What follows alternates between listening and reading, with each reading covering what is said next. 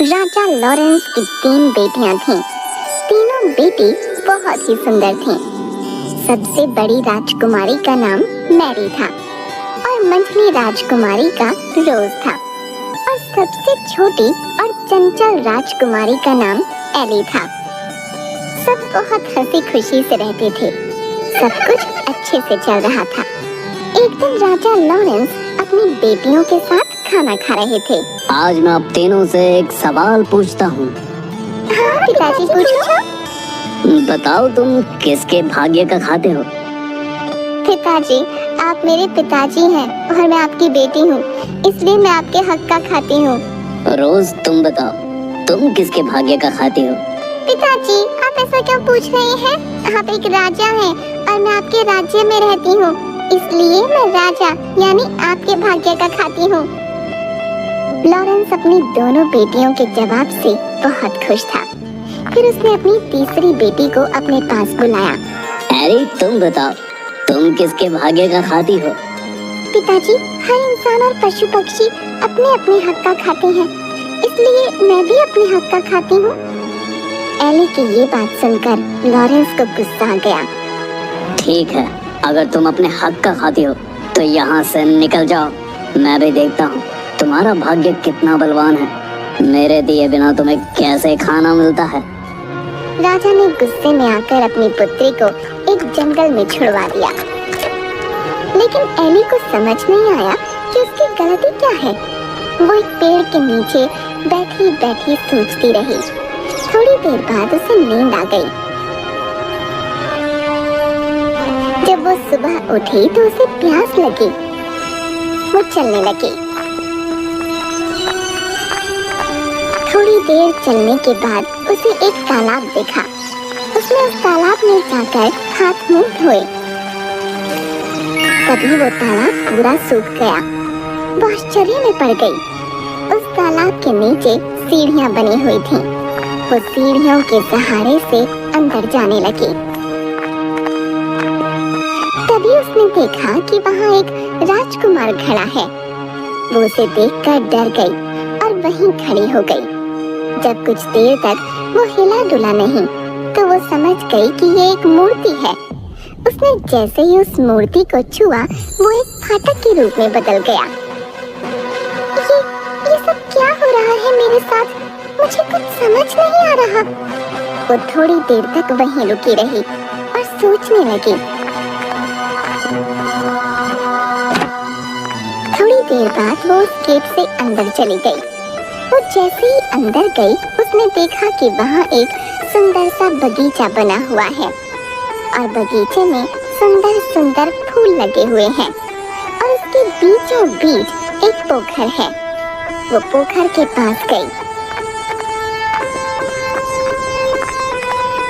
उसने वहाँ पानी और बगीचे में गिरे हुए फल खाए और सो गई। तभी उसके सपने में एक एंजल आई। बेटी, तुम परेशान मत हो। तुम्हें मुझ पर भरोसा है ना? तो डरो मत, मैं हमेशा तुम्हारे साथ हूँ। जब तुम जागोगी तुम्हें एक राजकुमार दिखाई देगा। उस राजकुमार को छू लेना। तुम जैसे ही उस राजकुमार को छुओगी वो एक बहुत बड़े दरवाजे में बदल जाएगा। जब तुम उस दरवाजे के अंदर जाओगी तो तुम्हें एक महल दिखाई देगा। तुम उस महल के अंदर चली जाना। अंदर जाते ही तुम्हें 3 कमरे दिखाई देंगे जिसमें 3 सुंदर राजकुमार दिखाई देंगे। वो दिखने में तो एक जैसे होंगे। तुम उन तीनों को छूती हुई आगे बढ़ना। वो तीनों जाग जाएंगे। तब तुम्हें एक कमरा दिखाई देगा। जैसे ही तुम उस दरवाजे को खोलोगी तुम्हें वहाँ एक सुंदर राजकुमार दिखेगा और जैसे ही तुम उसे छुओगी वो जग जाएगा। वो जैसे ही जगे तुम उसके गले में फूलों का हार डाल देना। वही तुम्हारा पति होगा। इतने में एली की आँख खुल गई और वो हड़बड़ा कर उठ गई। ये सब क्या हुआ? क्या वो सब एक सपना था? क्या सच में ऐसा होगा?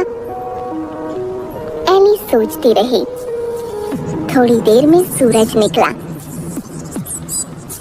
उसने बगीचे से फूल उठाए और उन फूलों से हार बनाने लगी। जैसे ही वो पीछे मुड़ी एक राजकुमार दिखाई दिया। ये तो बिल्कुल वैसा ही हो रहा है जैसा कि एंजल ने सपने में कहा था। एली ने उस राजकुमार को छुआ। वो एक दरवाजे में बदल गया। वो आगे चली गई। फिर उसने महल को देखा। वो महल के अंदर गई और 3 राजकुमारों को छुआ। उसके बाद वो कमरे में गई और उसने उस राजकुमार को छुआ और उसके जागते ही उसके गले में वरमाला डाल दी। राजकुमार ने अपने गले से वरमाला निकाल उसके गले में डाल दी। महल में शहनाई की आवाज आने लगी। दोनों ने विवाह किया। बहुत देर से एली के मन में एक बात चल रही थी।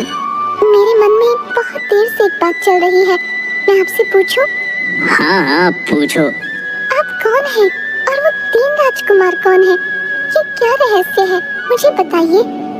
वो तीनों राजकुमार मेरे भाई थे। हम सबको एक महात्मा पुरुष ने शाप दिया था।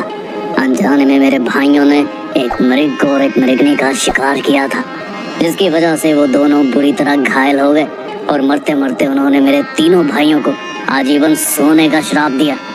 जब मुझे ये बात पता चली, मैं भागा भागा वहाँ गया तो उन्होंने मुझे ये कहते हुए शाप दिया कि तुम्हारे राज्य में ये सब हुआ है, इसलिए तुम भी पाप के भागी हो। मैं उनसे माफी मांगने लगा। मेरे माफी मांगने पर उन्होंने कहा, मैं अपना दिया हुआ शाप तो वापस नहीं ले सकता। हाँ, इसका एक उपाय बता सकता हूँ। उन्होंने उपाय बताते हुए कहा कि जब कोई धर्मोत्तम कन्या तुम्हें और तुम्हारे तीनों भाइयों को छुएगी, तुम सब वापस उसी अवस्था में आ जाओगे। आज तुमने आकर हमें एक नया जीवन दिया है।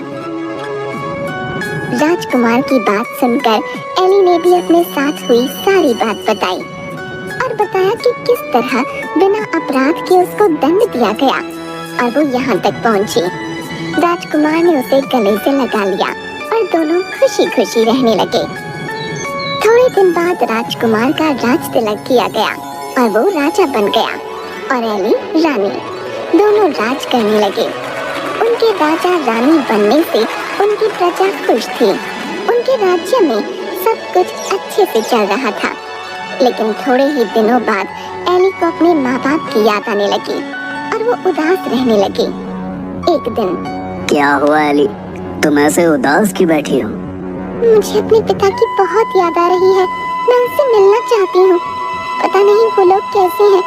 मेरी बहनें, मेरी माँ, सब पता नहीं कैसे हैं। मुझे उनकी बहुत याद आ रही है। मेरे पिताजी को भी शायद अपनी गलती का एहसास हो चुका होगा। अगर ऐसा है तो चलो हम उनसे मिलने चलते हैं। तुम परेशान मत हो, हम कल ही तुम्हारे घर जाएंगे। दोनों राजसीट हाथ के साथ वहाँ पहुँचे।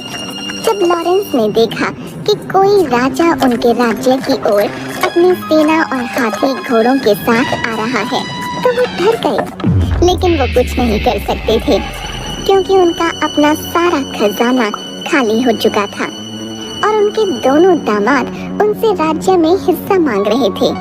उनकी प्रजा भी दुखी थी। राजा लॉरेंस बहुत परेशान हो चुके थे। जब वो दोनों उनके सामने आए, वो एली को रानी के भेष में पहचान ही नहीं पाए। थोड़ी देर गौर से देखने के बाद उन्होंने पहचाना कि वो उनकी बेटी एली है। वो उसे देखते ही रोने लगे और अपनी गलती की माफी मांगने लगे। मुझे माफ कर दो एली, मैंने तुम्हें सच बोलने की सजा दी। तुमने सच कहा था कि हर कोई अपने भाग्य का खाता है। पिताजी, आप माफी मत मांगो। आप अगर मुझे जंगल में न छोड़ते तो मुझे ये खुशी के दिन कैसे देखने को मिलते?